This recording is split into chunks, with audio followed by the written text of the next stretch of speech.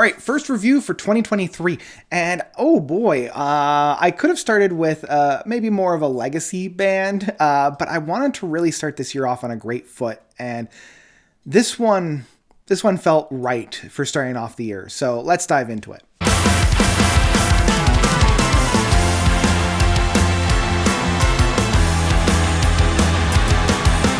Hymns for Hungry Spirits Volume 2 by The Great Wide Nothing. So The Great Wide Nothing is a neo-prog group from Atlanta, the United States. They were founded by bass vocalist Daniel Graham, as well as keyboardist Dylan Porter, and drummer Jeff Matthews. And thank you, boys, for having very easily to pronounce names for me.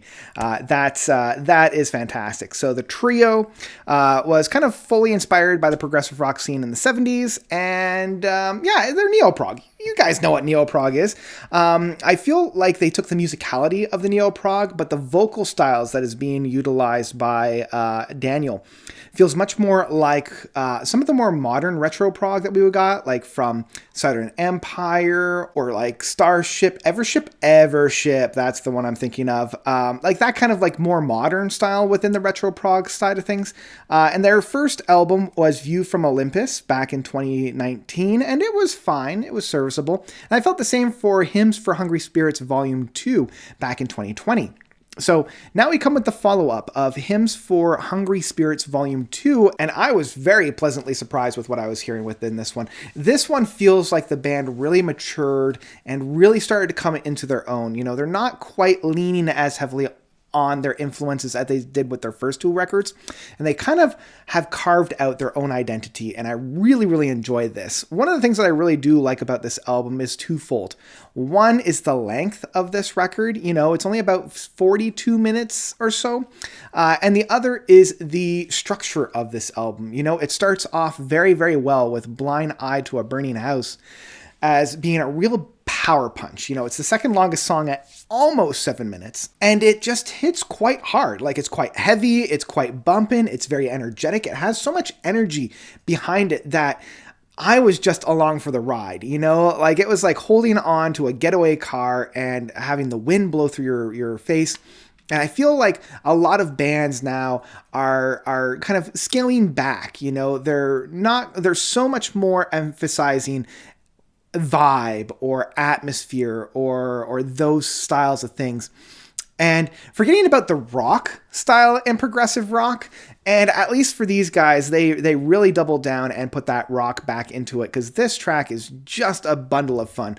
I'm loving how punchy it is. I love how hard hitting it is. And it opens up the album very beautifully and great. And then we get three kind of smaller tracks in terms of lengths. The Portal and the Precipice, being the second track, has this really beautiful Hammond B organ that's reminding me of something from like a Uriah Heep or a early Deep Purple, with that kind of 70s rock style.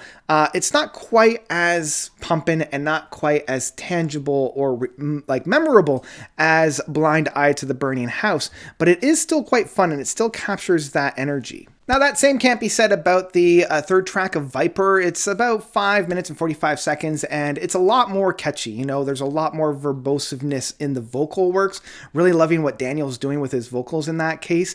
Again, it's, even though it sounds a lot more like a Southern Empire or a Evership, I feel like he has his own flair and his own style in that case, and I like how raw and aggressive it sounds on this without being like grating, without being I don't know about that. And then we come to what I think is kind of the weakest point on this album, which is Inheritor, the fourth track. And I mean, it's fun, but it has too much of an 80s flair to it. You know, it has a little too much of this 80s style of synthwave that kind of feels a little bit out of place. Like, I feel like if the album overall had more of this kind of flair to it, with a little bit more of the, you know, that synth style of rhythms, of atmosphere, of harmonies, I probably would have liked this a little bit more. But because it's kind of just out of nowhere, it does stick out a little bit like a sore thumb. I would have actually liked to see more of this style strung throughout the album, so that it didn't come out of nowhere within Inheritor. Now, that being all said, we come to the 5th track and the big highlight, which is To Find the Light Part 2. For those of you that are new, Hymns for Hungry Spirits Volume 1 actually starts off with To Find the Light Part 1. So I like the fact that they close off this 1-2 album punch with kind of like the same track, just Part 1 and Part 2. And this one is the 20-minute, just beautiful epic, and man, Great Wide Nothing really struck gold with this track. You know, this is what I'm really excited for a 20+ minute track.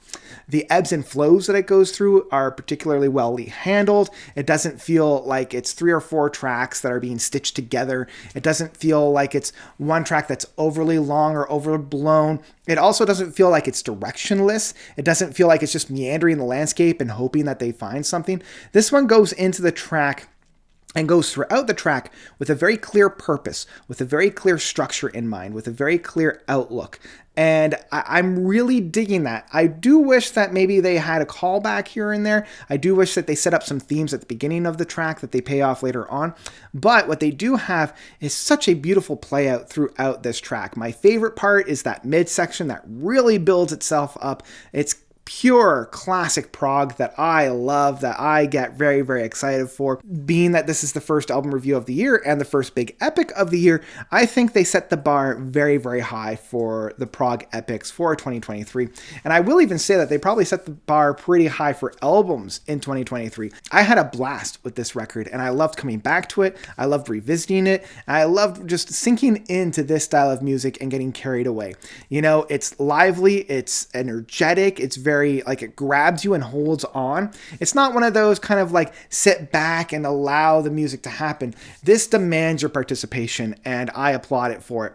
So yeah, it's for that reason that I'll say Hymns for Hungry Spirits Volume 2 by The Great Wide Nothing is one I would absolutely pick up in physical format. As I mentioned, they start off the year quite on a good footing. I'm loving the new additions that we have to progressive rock in 2023, and I think we're in good hands if this is how the year is starting off. So yeah, gets the note seal of approval. Go and check it out. I think you'll have a great time. And that's what I've got for you guys today. That's what I've got. So what did you guys think about this album? Did you love it? Did you hate it? Whatever you thought, please let me know. Please let me know by commenting down below. And yeah, I think that's all I've got. That's all I've got. Thank you all so much for watching. As always, you guys are definitely the best. And until next time, notes out.